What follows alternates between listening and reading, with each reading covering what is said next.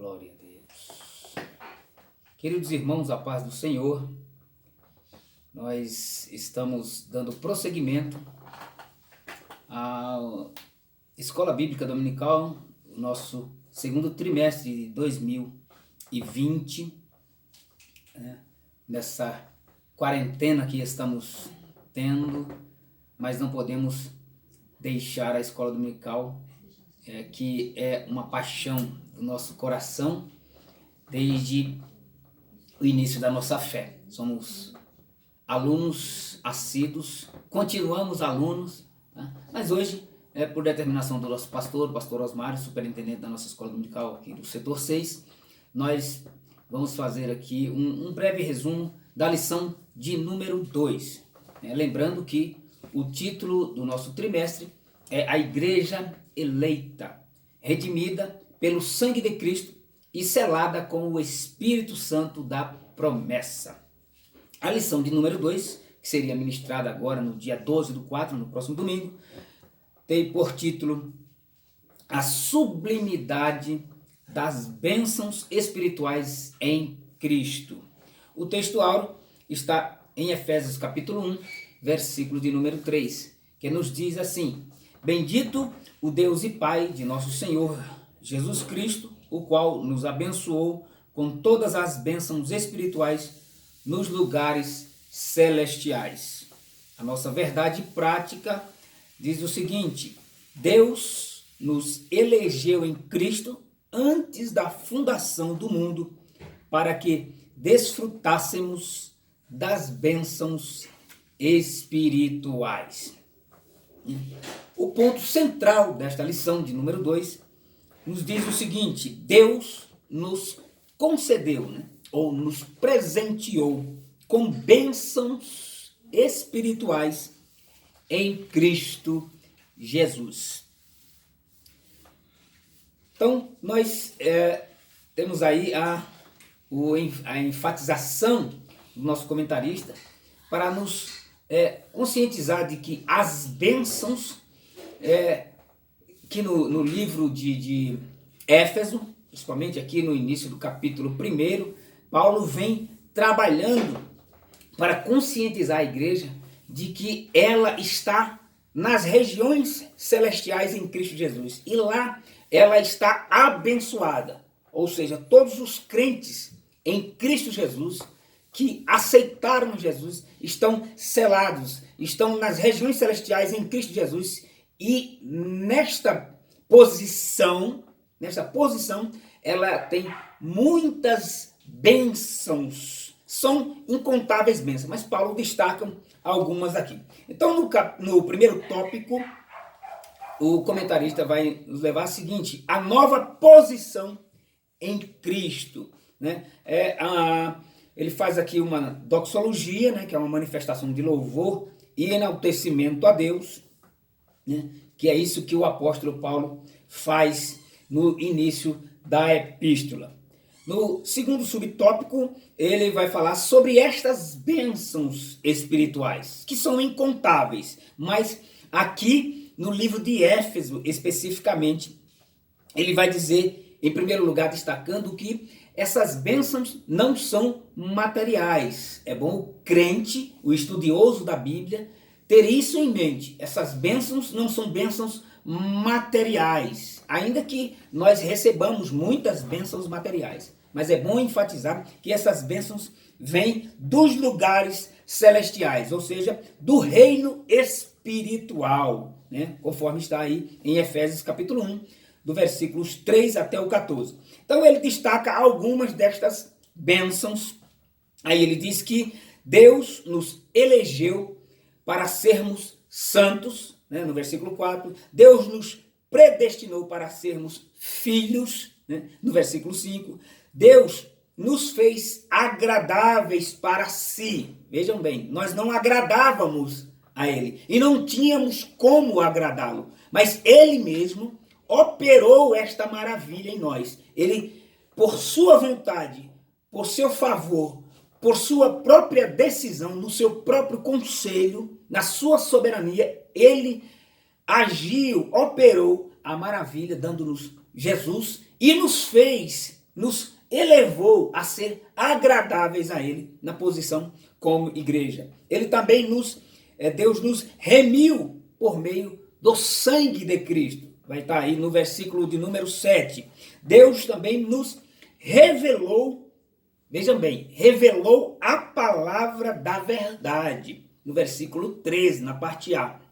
A palavra da verdade, ou seja, ele descortinou, né? Ele descortinou o mistério que estava oculto, né, da palavra, o mistério que estava oculto desde o princípio. Então descortinou, abriu os olhos do nosso entendimento.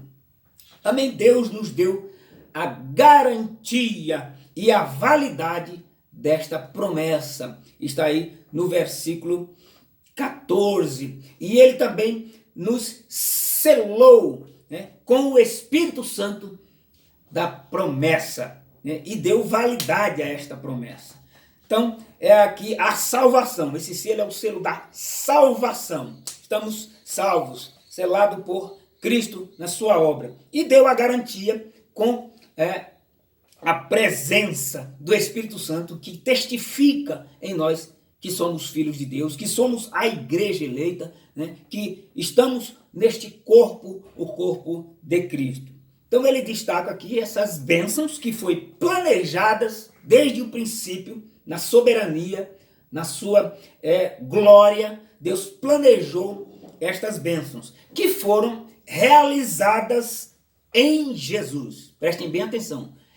Em Jesus, né? E são tem a garantia do Espírito Santo. Então, nós temos inúmeros, incontáveis motivos, assim como disse o apóstolo Paulo, para glorificarmos a Deus, né? Como Paulo destacou, dizendo: bendito seja Deus, ou seja, agradecimento por estas bênçãos.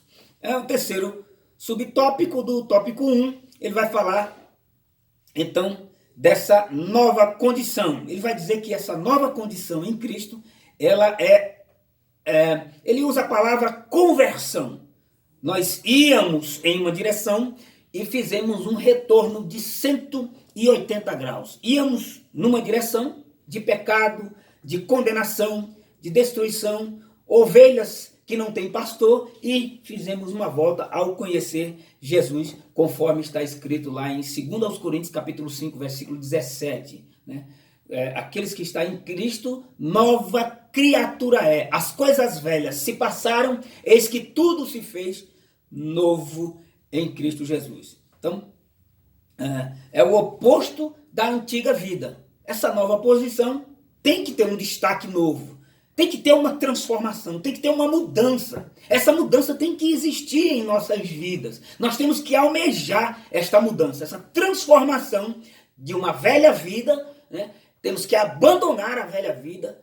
Sabemos que é um trabalhar do Espírito Santo, estamos em construção, mas temos que almejar isto. Não podemos ser iguais como éramos antes, como era numa vida de pecado, para aqueles que vieram para Jesus após o conhecer. Aqueles que já estão têm que lutar para perseverar na presença de Deus, com uma vida de santidade. Lembrando que a gente, quando falava às criancinhas, é bom aqui destacar qual é o conceito de pecado, né? Quando ensinávamos para as criancinhas, nós assim resumíamos em poucas palavras o conceito de pecado, que era muito bem entendido por elas e ainda é hoje. Dizíamos assim: pecado é tudo aquilo que eu vejo, que eu ouço, que eu falo e faço, né, que desagrada a Deus. É bom isso, tudo aquilo que desagrada a Deus, no ver, no ouvir, no falar e no fazer, que traz a condenação, que desagrada a Deus, é necessário que corramos aos pés de Cristo e confiemos nesse sacrifício, né? Dizia até o hino: cuidado olhinho no que vê, né? Cuidado ouvidinho no que ouve, cuidado boquinha no que fala, cuidado mãozinha no que toca, cuidado pezinho aonde anda. Então o Salvador do céu está olhando para nós. Então nós temos que assumir uma nova condição, uma nova posição, convertidos diante do nosso Deus. Paulo diz, nós agora somos a igreja eleita, que está abençoada com todas as bênçãos espirituais nos lugares celestiais em Cristo. Então, são muitas bênçãos. E o comentarista vai andando para o segundo tópico e diz, uma vida cristocêntrica neste mundo. Ou seja, onde Cristo é o centro. Não é o eu, não é o líder, não é o pastor, não é o sacerdote. É uma vida cristocêntrica. A nossa vida individual, como igreja eleita, temos que ter lá como Jesus como centro da nossa vida, né? Deus restaurou todas as coisas para a sua glória em Cristo, né? Como diz no versículo lá em Apocalipse, né? Diz assim, guarda o que tens para que ninguém tome a tua coroa.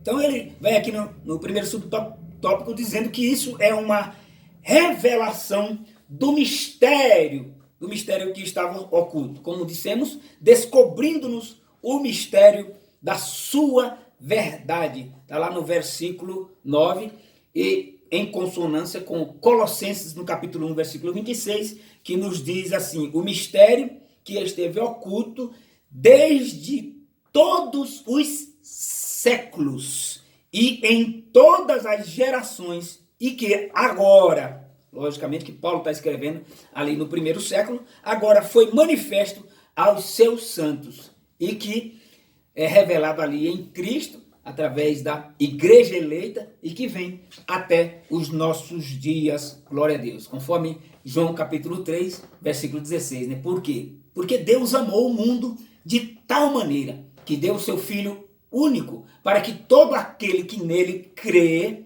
não morra, mas tenha vida eterna, glória a Deus. E ele diz assim, conforme o beneplácito, o beneplácito é de acordo com a sua própria vontade, uma vontade deliberada, que ele mesmo decidiu, uma decisão dele, Deus, de amar e socorrer todos os homens. Ele quis e assim o fez em Jesus Cristo. E ele diz que isso se fez na plenitude dos tempos. A plenitude dos tempos é o tempo que o próprio Deus, né, estabeleceu para convergir todas as coisas em seu Filho Jesus Cristo, né? Previamente determinado por ele mesmo, uma decisão que ele tomou no seu próprio tempo. Não é o tempo do homem, o tempo cronos, o tempo cronológico, mas o tempo de Deus, que para Deus não tem passado, não tem futuro, né? É o eterno presente, porque ele tanto está no passado quanto no futuro. Tempo kairos, que nós conhecemos como tempo kairos.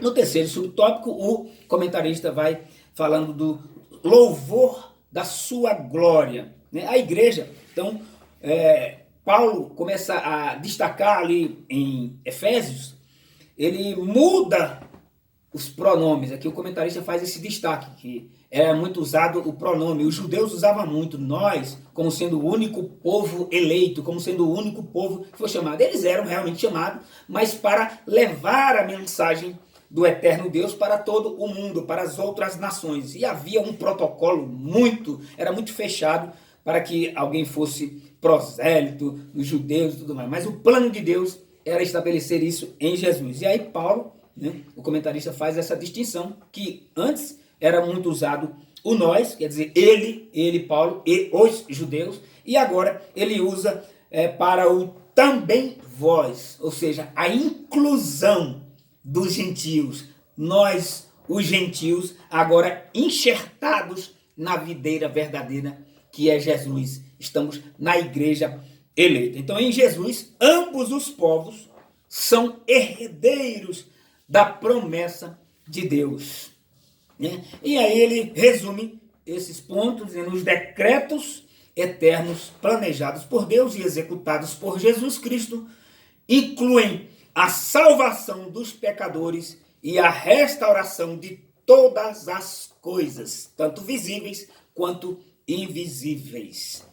O terceiro tópico, que é o último tópico da nossa lição, o comentarista vai destacar o Espírito Santo, penhor da nossa herança. Né? É importantíssimo aqui do plano da salvação de Deus, né, que ele é abrangente, tanto no início, né, quando aceitamos a Cristo como nosso Salvador, quando reconhecemos que somente nele, no sacrifício dele, na sua palavra, nós temos a salvação, somos inseridos nessa igreja eleita. Durante esse processo, né, quando nós iniciamos a nossa vida em Cristo, com Cristo, para Cristo, né? Então, durante esse processo de santificação, que é em toda a nossa vida, né, da separação do mundo para a inclusão na igreja e até o final, né, que será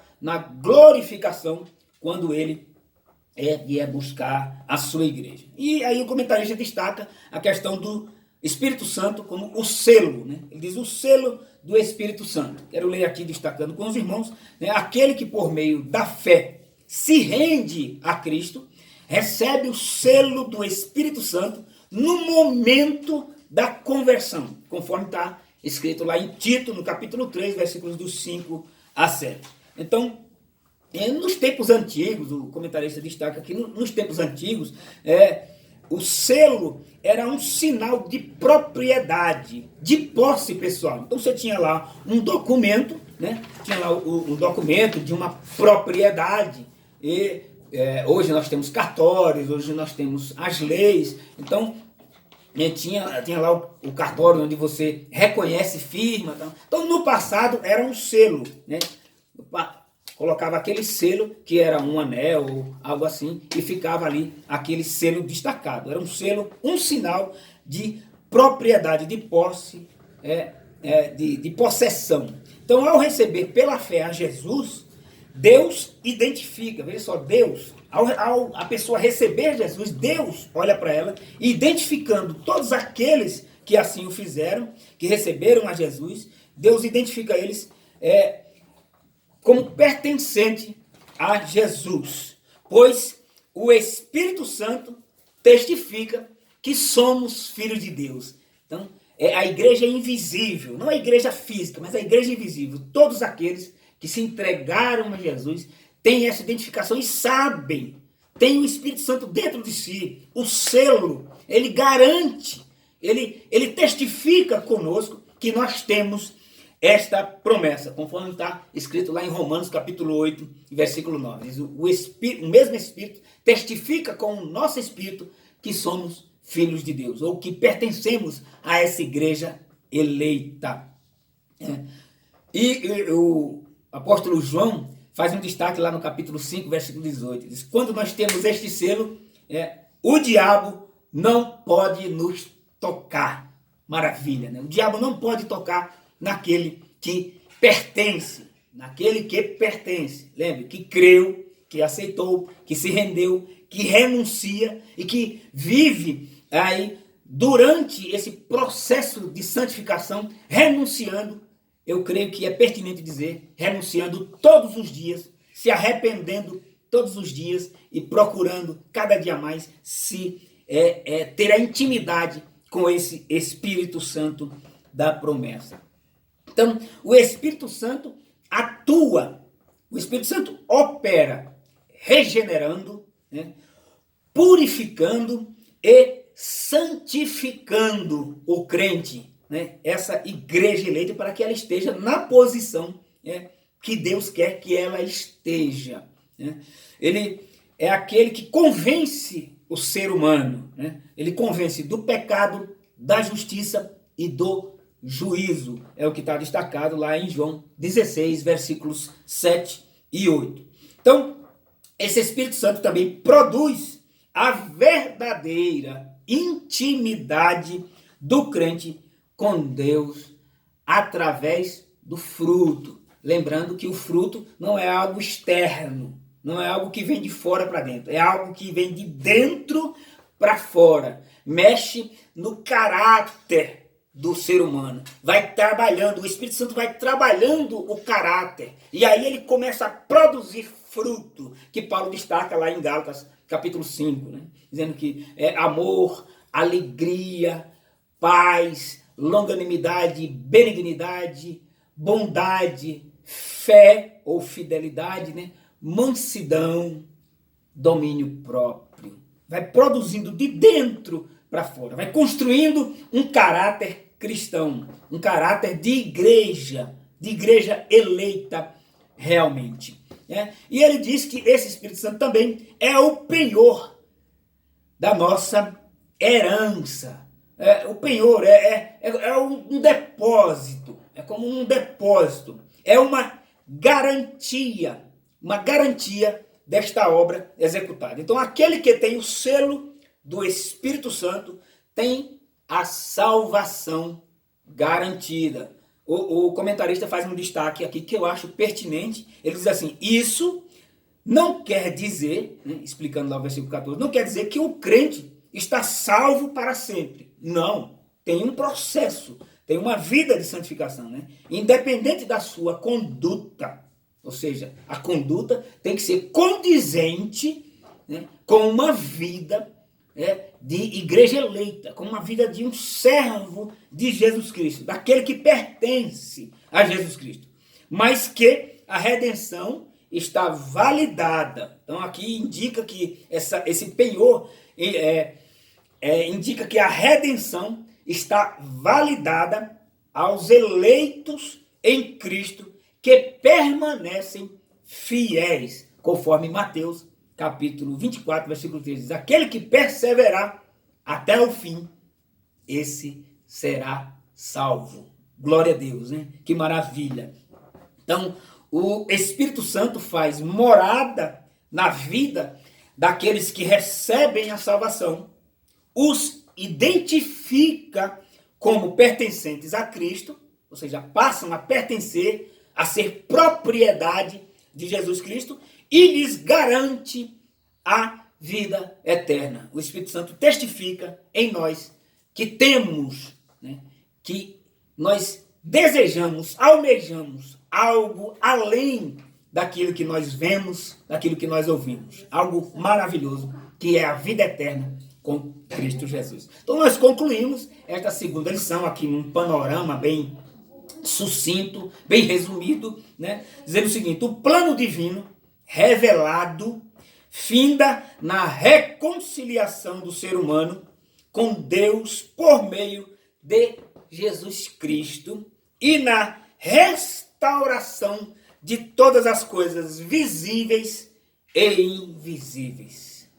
Então, nós terminamos aqui dando a Deus toda a glória, toda a exaltação, desejando que todos os irmãos do setor 6 tenham um final de semana abençoado, tenham um estudo abençoado, pesquisem a palavra de Deus, leiam os textos das referências da escola dominical, né? Pesquisem outros textos, outras aulas, mas não percam o foco de uma igreja eleita, que nós pertencemos a essa igreja eleita. Que Deus abençoe a todos, a paz do Senhor Jesus. Até a próxima. Deus abençoe. Amém.